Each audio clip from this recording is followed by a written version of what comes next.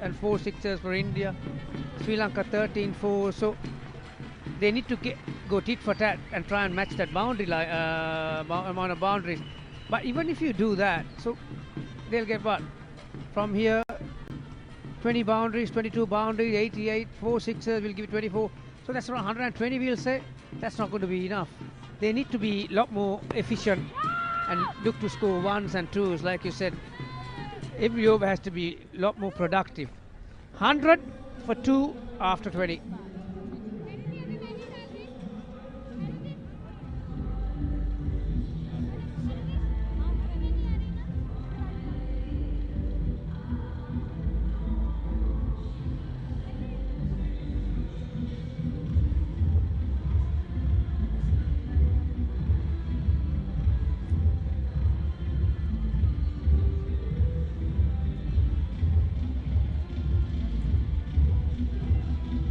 Yeah, just before that, the second 50 coming off, 59 deliveries.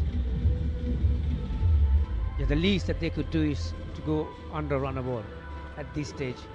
Obviously, boundary every second, third over to stay at it. And yeah,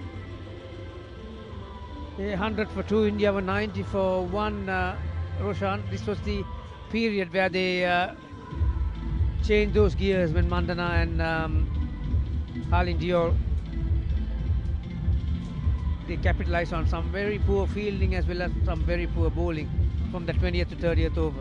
Yeah, and also if you look at the way how the Indians set about accumulating their runs, there were 3 consecutive 50s that they scored with just of say 30 or 32 balls. So it clearly tells you spoke about changing gears. I think that's the key in the white ball format. So you're here so far taking it easy and driving a little bit leisurely, but you need to recognize the time that you need to get on to the next gear and the gear after.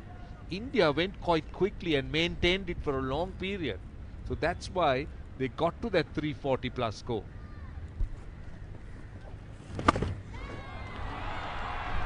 That's gone out of here. Straight off the middle of the bat. First ball of the over. Over the cow corner. That would have been 6 in any ground. Yeah, that's Chamari's strength. She loves to go in that direction, and that's a very good shot because the left arm spinner is turning back into her. Now, will Charani go over the wicket, go round the wicket and bowls wider? Look to bowl slower with this packed offside field, and invite Chamari maybe to play there, but now with the field on the boundary, I don't think Chamari would want to take the aerial route. So she still continue that same line of attack. Let's see what Chamari does here. Very sensible. That's good cricket. That's what you need to do. It's not about hitting boundaries of every delivery, isn't it, Gamini? I mean, you just keep studying it a little bit, pushing those ones and twos with those sixes and fours. Yeah, only a moment ago we were talking about it. You can match the boundary tally, but that's not going to make the cut.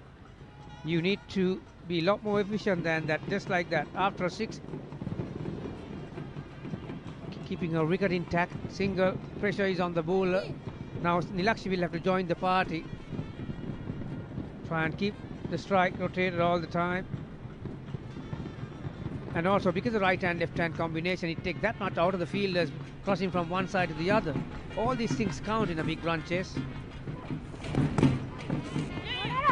She's getting some turn. Beat the outside edge. I still feel with Nilakshi just in. Have a look at that. Nilakshi just in. India should look to at least attack her. Look for wickets. Left arm spinner turning. Maybe another few overs with a slip in. Because if you can just keep knocking over Sri Lankan batters, at least at the other end, there will be pressure. See, it's easy. Chamari will just do that. So they'll want to try and open up the other end if they could. So how do they do that without fielders in the right places?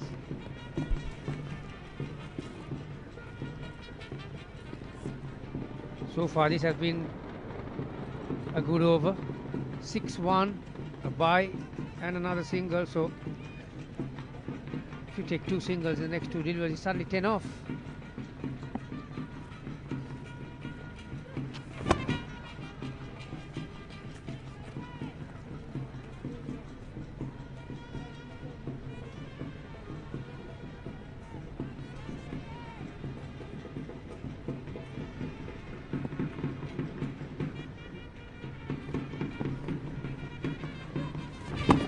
Well bowled. Bounce.